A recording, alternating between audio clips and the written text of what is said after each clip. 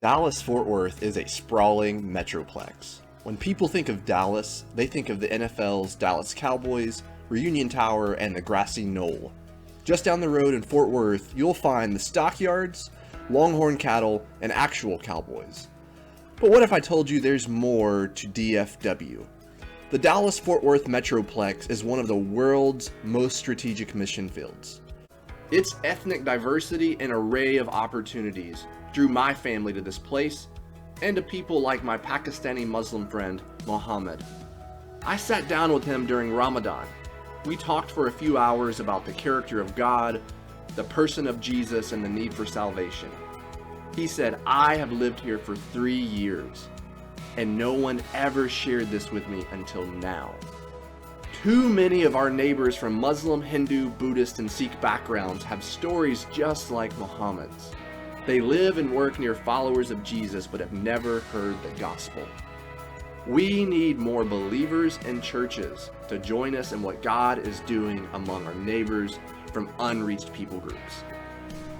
DFW has more than 1,000 churches, and God has surrounded these churches with people from some of the most gospel-deprived regions in the world.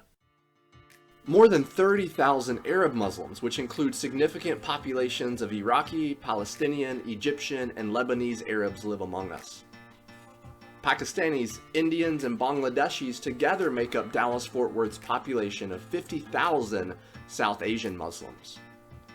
There are significant Kurdish and Persian Muslim populations here too. It's also home to more than 100,000 Hindus, while Hindi speakers and Gujarati speakers combine as the leading majorities of this religious demographic in DFW.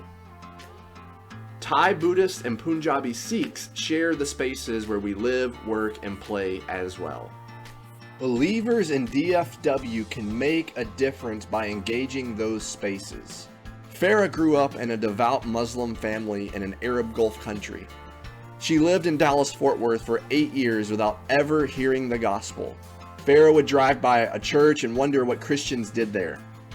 She met and worked with Christians, but they never engaged her in a spiritual conversation until one day at her workplace. A believer invited her to read Isaiah 61, and her journey to follow Jesus began.